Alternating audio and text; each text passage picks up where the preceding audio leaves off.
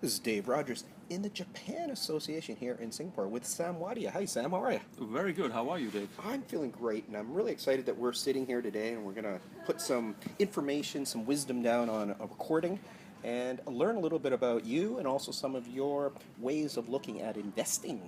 Perfect, Dave. That's the topic of my life. In fact, that's the passion that I've had for the last 10 years. So go ahead, ask me what you think. All right, well, first of all, where are you from and sort of what brought you to Singapore? All right. Born in Mumbai in India many years ago. I don't care to say how many, but I got my master's degree back in India as well, in finance with a focus on investing. I came to Singapore to work in the financial services industry as an investment planner. And I also taught investing at the University of Wales to master's level students. For a couple of semesters, I was their dissertation professor, so that was fun. And last but not the least, giving coaching and training to executives in the field of investing, specifically value investing. Fantastic. When I hear of value investing, I guess the person that comes to mind would be someone like Warren Buffett. Oh, yep, Would yep, he be one of them? Maybe Peter Lynch? that's right. And would there be another one? Maybe Graham? No, not really. Not really. Yeah, it's a different kind of value investing. I mean, okay, let me just start with what value investing is all about. The whole idea is to try to buy a dollar worth of assets for less than a dollar, say 50 cents. So different people have different takes on what an asset is worth. So uh, a lot of people think Warren Buffett's approach is a lot more copyable, a lot more doable in their own lives. So yes, Peter Lynch is in that category as well. So people like Peter Lynch and Warren Buffett look out for stocks that are going cheaper than what they deserve to be selling at. Uh, Benjamin Graham is the other one who's considered a god of Warren Buffett. I mean, a god of value investing. He's a teacher of Warren Buffett.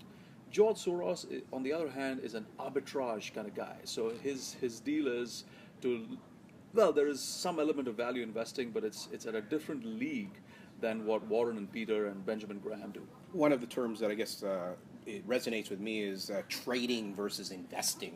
And again, George Soros, a very famous trader, buy, sell, look for those calamities and buy. Whereas Warren would be looking at a deal. When there is blood on the street, there's probably a deal there, but he's not necessarily so interested to just buy and sell. Would that be accurate? Absolutely. Actually, I mean, it seems you know a fair bit about investing and value investing, Dave. And as I think it was Warren Buffett or probably even Albert Einstein who said, those who understand investing and specifically compounding are destined to earn it, but those who don't are destined to pay for it. So, basically, people like Warren Buffett are the buy and hold kind of guys. They hold for long periods of time versus traders who are essentially just trying to make a quick buck. So they want to buy it and then sell it off at a quick profit. It's not about holding for the sake of fundamentals of the investment, but rather the price movements. So trading is a very different philosophy. It depends more on charts and looking at patterns in those charts. And to me, it's like trying to look at patterns in the clouds, which people see horses and cows and spaceships all the time, but they just dissipate. So for Are you those. suggesting that you're not a technical type of person? Absolutely. In fact, the word technical analysis is used a lot in trading, which to me is almost like a misnomer because there's nothing really technical in the sense you're looking at a chart, it's more graphical. Whereas fundamental analysis, which is what people like Buffett use, and that is value investing, is all about going into the deep technicals of the investment to see what is the real value and then is the market greedy or fearful in pricing it. So, what excites you these days when you look at the markets, or are there specific markets that excite you, or get you up in the morning, or get you to stay up late at night, or early into the morning? What excites you about the markets these days? Yeah, that's a good question. Yes, do the markets keep me up, and get me all turned on? Um, a lot of value investors don't look at entire markets. Many value investors are bottom-up people, which is to say they look at specific investments, and and so they look at specific investments and they look for value in those investments. Having said that, there are many times when entire markets are either overpriced or underpriced. At this point in time, we are sitting in May of 2015. A lot of markets are at their record highs, including the US, Singapore soon.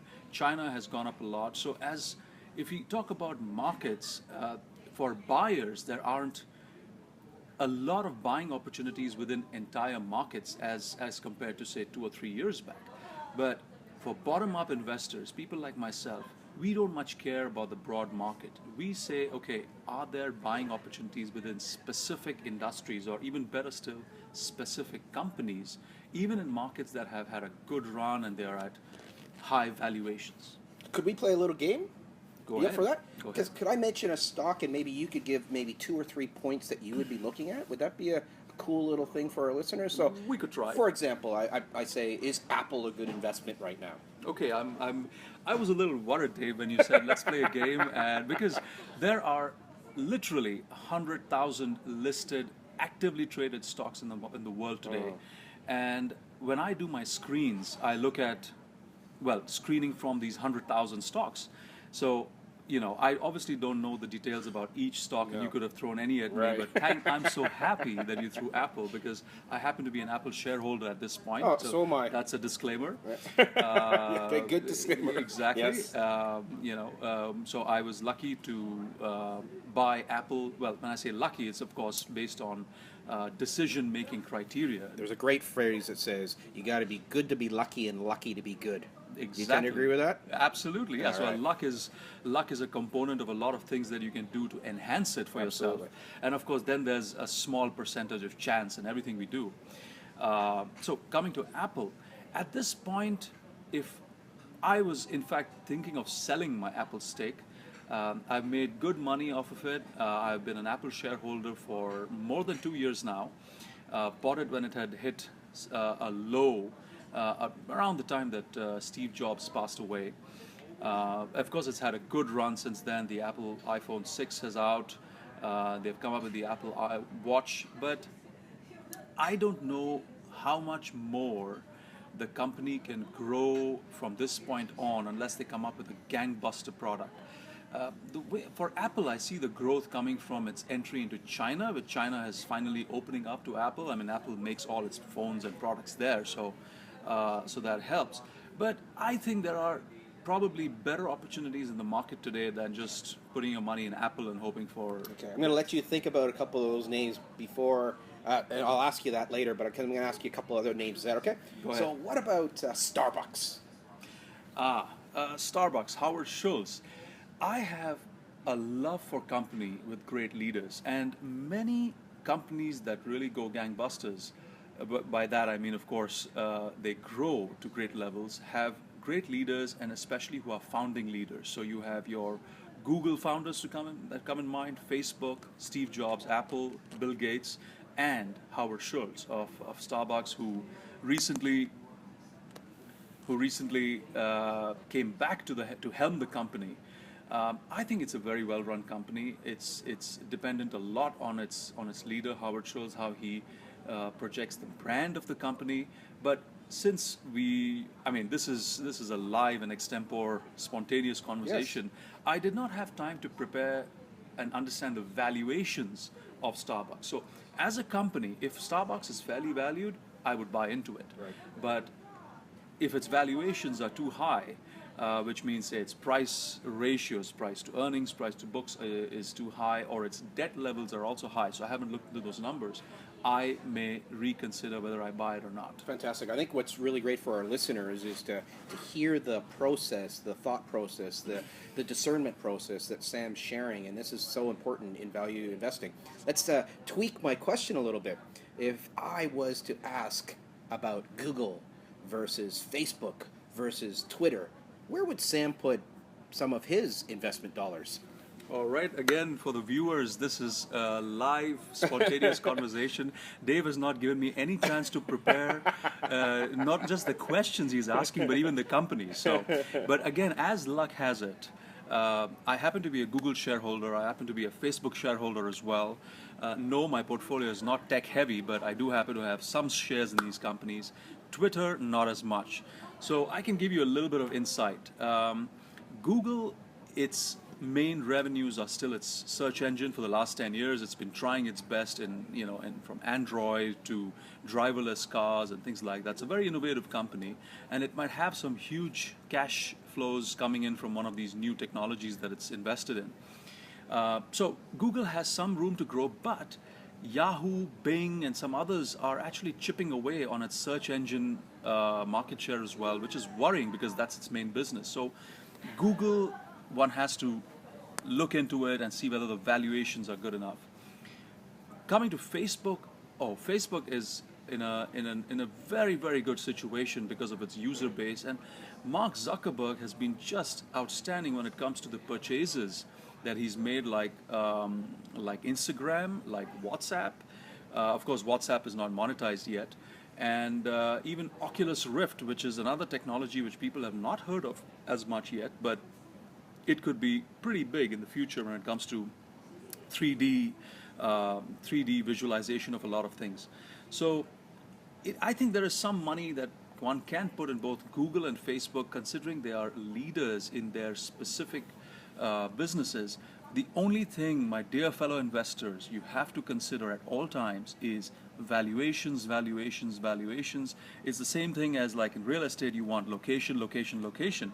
But also, even in real estate, frankly, valuations is what counts. Fantastic. Sam, this is fantastic advice. I really like it. I'm excited, probably more excited than I should be, because as an investor, it's about being balanced and in harmony as opposed to getting too excited, especially about Mr. Market. So one last question as we bring it to a close would be, so of all the markets that you're looking at, would you care to share one tip or one suggestion to our listeners today, perhaps a stock pick or a strategy that people can learn more about investing? Great, Dave. That's actually a very good question. A lot of people ask me for stock tips and stock picks. I usually refrain because a single stock tip or pick doesn't really do good. It's always about a portfolio. So if somebody asks me for 10 stock picks at the same time, yes, I could give you, it's like giving somebody a recipe versus just an ingredient.